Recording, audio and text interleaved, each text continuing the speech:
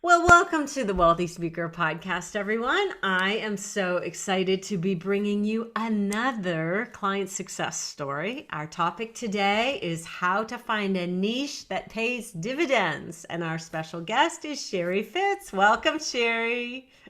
Hello there, Jane. It's awesome to hang out with you like this. This is fabulous. So Yeah. fun. I Now, love the dividends. The dividends, that's kind of like a sneak yeah, peek into the niche, right? it exactly is so clever. Ha ha ha, if I Mhm. do say so myself. Totally You good. you've actually been in the financial services world for like how many years now? I always say nearly 30. I think maybe I should just start to say over 25 and like leave it there, but I'm fine to say, nearly 30 because it's I've getting always there. said I Yeah. would never go beyond 30 just from like a vanity standpoint. It just feels like I'm Yeah. getting way into old age there. So I'm like over 30 years. And so tell everybody, give everybody a bit of a glimpse. You're one of my clients, so of course I know your business model quite well. Tell everybody Yeah. what your business model looks like. Well, there's a little bit of shift going on, and it's because I used to have a marketing company where a creative services company where I did marketing and branding and websites and all that stuff for the financial services marketplace, and my speaking was behind it. And Ah. frankly, I don't think I know that I was hiding behind my creative services business. And so over the past couple of years, I've shed all of that creative services Mm. work, and I am 100% speaking and doing workshops and facilitating workshops and that kind of thing. That's me. I love Yeah, and that it's you been kind super of fun. recognize that you were like hiding a little bit. And it takes sometimes, and I feel this way myself, it takes some doing to say, bam, I'm here. I'm the star of the show now. I'm not like behind the scenes pushing other people out onto the stage, which has actually pretty much been my Yep. entire 30-year career. Um, Yeah. so I even put on my dream board last year a large audience just so I would stretch myself because that's not, and I did it and I loved it and I'm like, ooh, that was fun. Maybe I should do that again. So it did Mm-hmm. give me a little taste. But talk about at the beginning of COVID, you did Mm. this one webinar that was a bit of a game changer for you. Talk about what it Mm-hmm. was and who did you do that first one for? Well, interestingly, I actually had a contract in 2019 that was kind of supposed to be a real job. And so I kept my speaking as a side hustle, almost like a hobby, right? Still never 100% committed. And Yeah. then in January, my job was funded. And then a week later, my job wasn't funded. Bye bye. I know. And so I remember telling a friend of mine, I'm gonna go where the yeses are. I had no lines in the water at all. Wow. No lines in the water at all. And I had a dear friend who I talk to every once in a while, and he said to me, Sheri, the stuff you know people will pay for now. So historically in financial services, they've been reticent to do digital and social. And they kind of say it's because of compliance, but that's not Yeah. necessarily true. It's just that they're risk adverse. Understandably, we want our financial advisors to be attentive to risk, right? But they have been slow to move. And so I've been preaching digital and this kind of idea of heart centered branding for a really long time in my side hustle speaking. And then this friend said to me, they'll pay you. And this was seriously March 20th. And so I said, all right. And I made a commitment to him. I said, in the next week, I will send you an outline of a class that I'll do. And I did. I outlined a class called Lights, Camera, Sell. And I sent it to him. He didn't buy, but I also sent it out to my newsletter list. And that one thing, Jane, that I had a phenomenal year. I did, I think, somewhere between 75 and 80 speaking engagements. Okay. Like Yep, So just I smack want dab. I want to just unpack that a little bit. So financial advisors were very much used to. We've all get the call, "Hey, it's time for your annual, come on in and let's sit down and look at your risk and look at this and look at that and see how we're doing." And basically Yep, that's their way of keeping their job with you, right? And we right, love yep, financial planners. That's your industry. I know a lot of them because of Strategic Coach. So I have a lot of people in my group who yep, come from that industry. So lights, camera, sell means that now you're helping them transition over to Zoom selling or a different platform. And really, I've heard so many of them say, I never imagined it could be this way. right. It's a Well, and paradigm shift for them to have come out of behind their desk and selling to in front of the screen, right? oh, indeed. Oh, indeed. Um, Like the y- industry they, is forever changed now.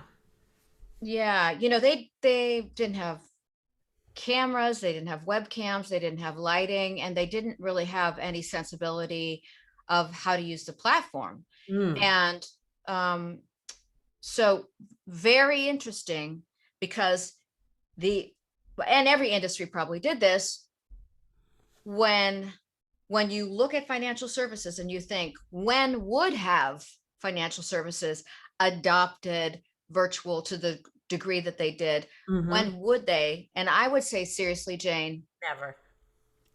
yeah. I was going to say 15 to 20, but to your point, right? Never, never, never that, It was a, yeah, totally, totally, it just wasn't going to happen. it was disruption And that they never ever would have anticipated. Okay, talk about your big contract. This came through right before I think you and I met. yeah, yeah. So, You don't so, have to say okay, the name of so the company, but it's a company that everybody knows.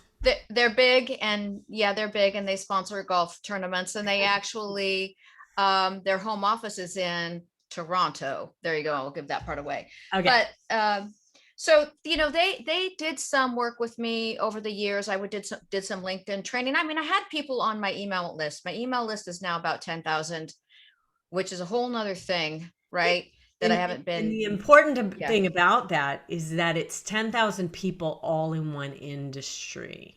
yeah, It's yeah, not yeah. like your neighbor and the guy from church and somebody. Mm-mm. It's all people. It's a rich, rich, rich Yeah. 10,000. Okay, so continue Yep. to the big deal. So, I had drips and drabs between March and August. And then I had a very driven salesperson at this organization partner with me for 4 of my workshops. And we did beautiful bespoke work together where we went into a competitive team, right? A group of advisors in a specific area. And we made, them video superstars, right? Mm. And what happened was this particular individual, he won a sizable account. I'm in the 401k world predominantly. He won a sizable account, so much so that the sales, leader kind of looked and said, "How did that Hey, happen?" yeah. Yeah, and the advisor on the other end who was making this decision said, "Dude, you had your virtual together. The other team showed up and they were 15 minutes trying to mess around with their camera and whatnot, Mm. right? You had it spot on." And the sales leader at the organization said, "I want more of that." So I was hired to go in and train their salespeople. And then that was a big chunk. And then I was hired to partner alongside their salespeople across the regions in the United States and do workshops for each one of those 5 workshops for each one of those regions. Mm. Um, so So this is a instead, beautiful yeah, six-figure contract that really allowed you to say, COVID yep, schmovid, right? I yeah, mean, you were yeah, yeah. freaking out in the middle of COVID because of that one plum. Yeah, exactly. And that is very interesting, Jane, because as I think about, my abilities to create and my abilities to speak, I think, you know, the universe has showed me an opportunity to look at my business differently and to Yes. feel confident that as a speaker and as a trainer, I bring value and that my value equates to relationships and sales. I Mm. mean, straight up, right? And so, interestingly, that same organization partnered with an investment organization, and they hired me for 7 workshops just specifically for women. Mm. And then some of those people that were part of my audience have actually hired me to come in and deepen the training within their teams.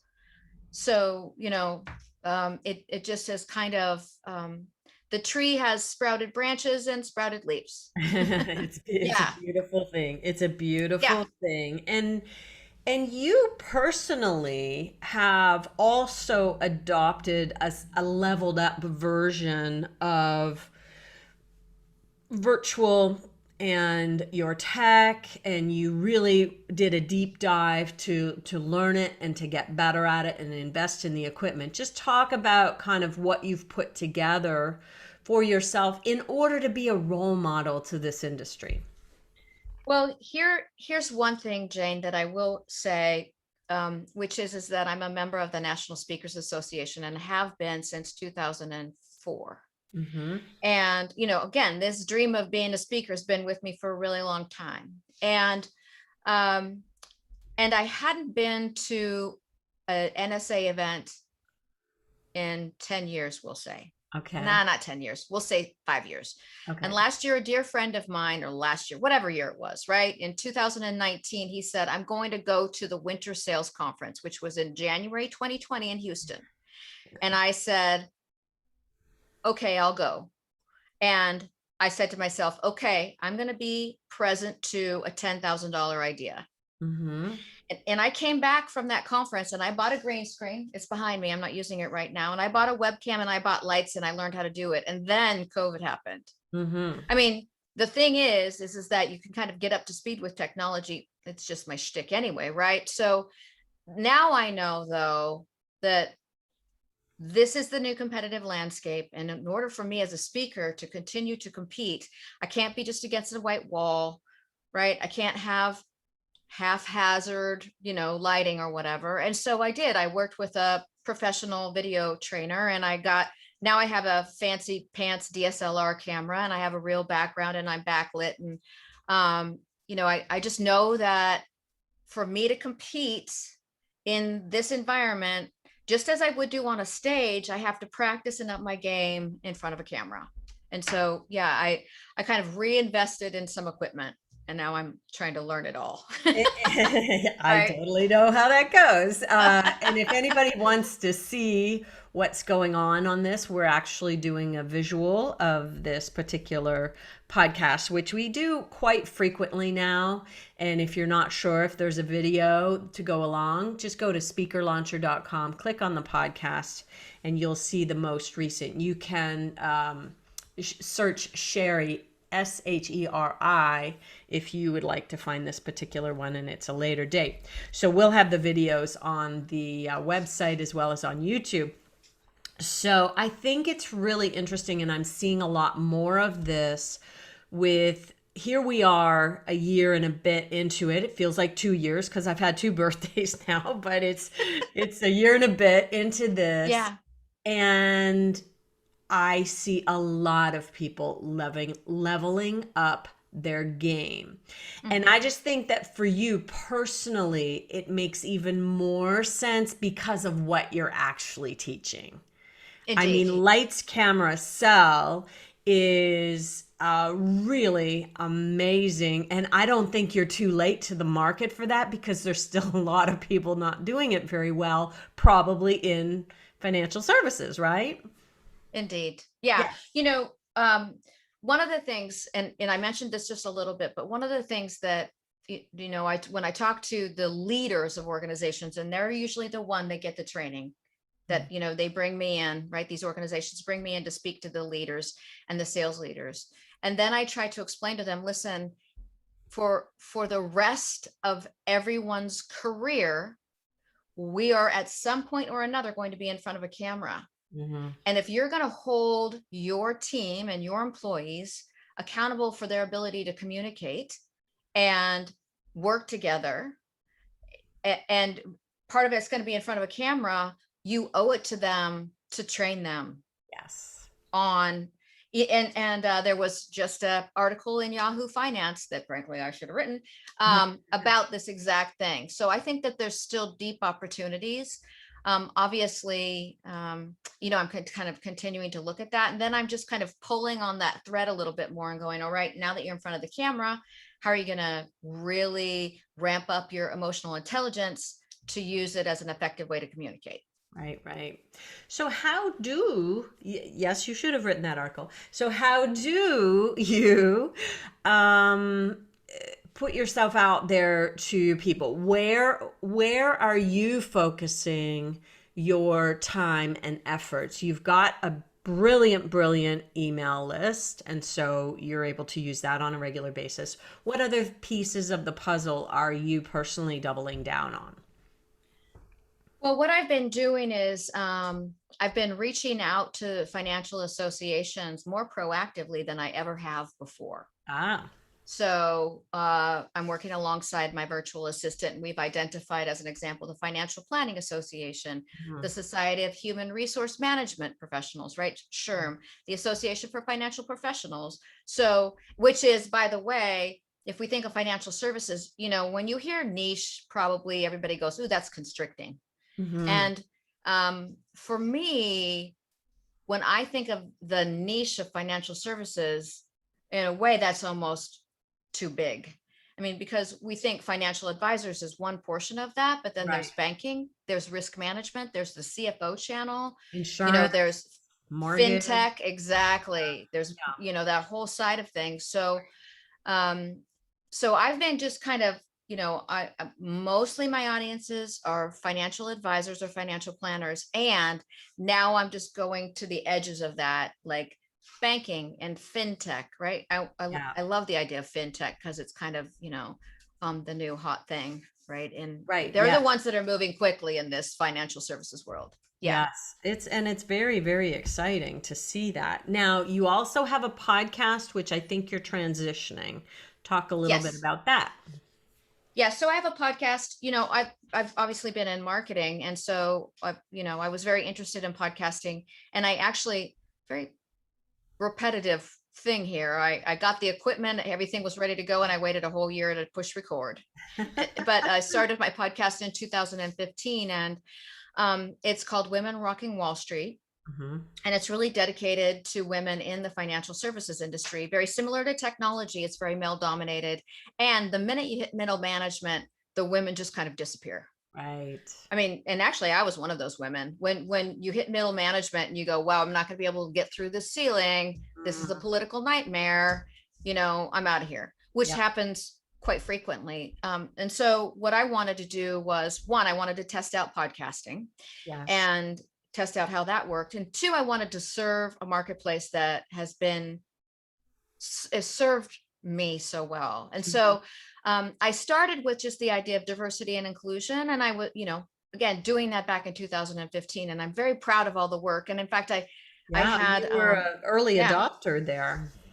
yeah, Morgan Stanley sponsored 2 seasons. Hmm. And now what I'm doing is I'm going, all right, how can I make this more synergistic? How can I serve women in my industry? And also, I've never really done a very good job of a call to action with my podcast. Okay.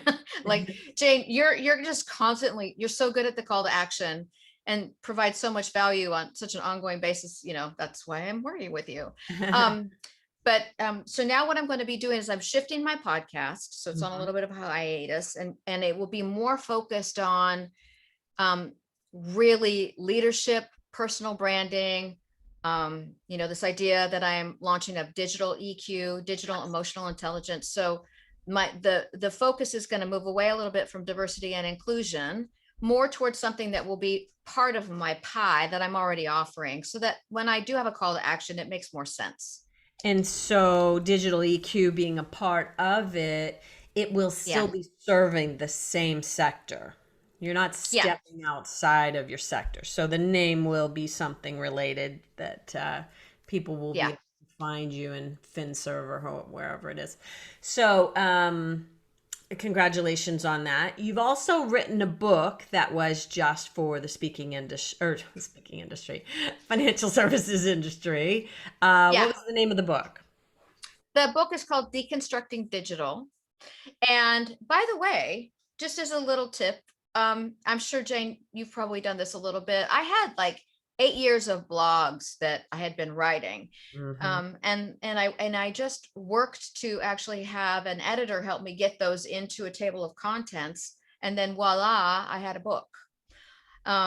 So that was really rather helpful. Here's the thing that's really cool about the book. There's nothing in there about video. So Which you'll I need think a is, 2.0 I version as know, I well. know. I need to write So the Wealthy Speaker 3.0 yeah, because of what's yeah. going on. So Oh I yeah, and I hear have the Wealthy Speaker. It's like well, it's right there. I actually got a copy for my virtual assistant so that now that, Wealthy Speaker 2.0, when we are working together, we have a common language. So thank you for yes. doing that. That was awesome. Beautiful. Yeah. Hey, we need a new lead magnet, whatever it might be. Yes, for sure. Yep. I think that's incredibly helpful. Well, just as a kind of aside for somebody who hasn't maybe gained traction yet, Yeah. you've been in this space for a really long time, but you hadn't actually concentrated your speaking business in this space. Yeah. Yeah. So, traction, how long do you think it really takes to gain traction? I mean, for you, it was maybe a little bit Well, easier than it might be for others. I would say that, somebody just asked me this question a couple of weeks ago. She's like, how do you start to be a speaker? And I said, you start speaking. And that means you just get on every stage you possibly can and you Hmm. volunteer. And it doesn't matter if even what you're doing is introducing people. So, at the time that I had said I want to be when I grow up, I want to be a speaker and do my own thing, I was Hmm. actually employed. And what I did was I went on the hunt for associations here in the Portland area, Hmm. and I volunteered for those associations. And over time, I was like the executive director, which put me on stage every month, at least for 20 minutes to do the introduction and changes. And every opportunity I could, as far as getting onto a stage, I did.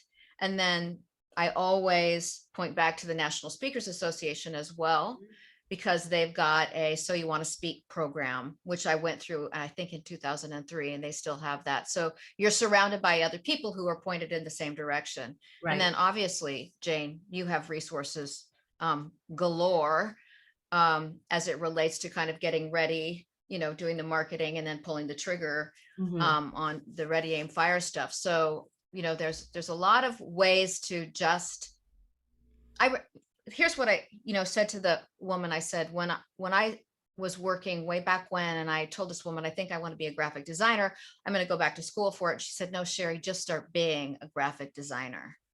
So the deal is, right, the lesson here is just be a Just speaker. do it. I think Yeah. that we see a lot of people. I just had a new student come into our school who has been circling us for 5 years while doing a job. Okay. Yeah. So she has been doing her day job for that entire time. But I believe, even if she would have earned $30,000 a year at speaking, that's 30 times five that could have been in the bank by now. And Hmm. so I think that it's really important to just get off the mark. If you want to speak, go out there and be a speaker. And there is something to be said for hiding behind something else. No, I need another degree. No, I need to write a book first. No, I need to do this first. Don't we often allow excuses to get in our way of actually just doing it? And it sounds to me like you've learned that quite Oh, literally over time. oh, I need another camera. Oh, I need different Yeah, lighting. Oh, I need a new computer. Oh, I need yeah. this, Like with the um, podcast, it took a year. yeah, You started exactly. this stuff, Nothing, and then it not, took a nothing year. ever is going to be perfect. Here's what I'll also say. Yeah. uh, I was employed at the time, Hmm. and when I talk about personal branding, sometimes I say this, which is that have your job work for you, don't work for your job. And then people go, oh, you know, and actually the fact of the matter is that the more you lean into your job and extract value out of it for you and for your career and where you want to go, the more the organization is benefited Benefiting. from you being there. Yes, for sure. So when I was hunting for those speaking opportunities, I was volunteering for industry associations, and I was still employed at the time. That actually made that organization visible, very visible. So it was a So win-win. you can, yeah, you can start to build your speaking chops while still employed. Yes, for sure. I love that you're saying that. All right. Well, let's talk about how people, if they want to connect with you, in what way, what's your favorite connection method? Well, I'm big on LinkedIn. Hmm. And so you can find me on LinkedIn. My name is spelled Sheri, one R, and Fitts, like your shoe fits with two T's. So Fitts. Please just say that you heard me here, because you know how LinkedIn now is. You get these people who don't know you from Adam, and they're like all gung ho to meet with you. And then you say yes, and then an AI bot says, let me sell you something, and here's my Calendly link. So I've been very hesitant lately, as I'm sure Yes. everybody is, which is such a bummer, because I've been on LinkedIn since 2006. So that's the best way to kind of find me. Or you can find me on my website, which is sherifitts.com. Beautiful, beautiful. Well, I want to say thank you so much for being here. I really love your story and how staying narrowly focused on one target audience. Now, there's peripheries, of course, but really all the work that I've seen you do over the last year we've been working together has all been in one industry. And you have all the big companies, the who's who as your client list. You've done an amazing job of staying focused. Congratulations on that, Sheri Fitts. Yes, indeed. That is at least one thing I managed to be focused on, Jane. Yes. Good job. Well, I want to say thank you so much for taking the time for being with us. And if you're listening in later, hey, let us know you've appreciated what you've listened to. Give us a rating, leave us a review. Make sure you subscribe so you don't miss any valuable content that's coming down the pike. And with that, we will say, see you soon, wealthy speakers. Bye for now, everyone.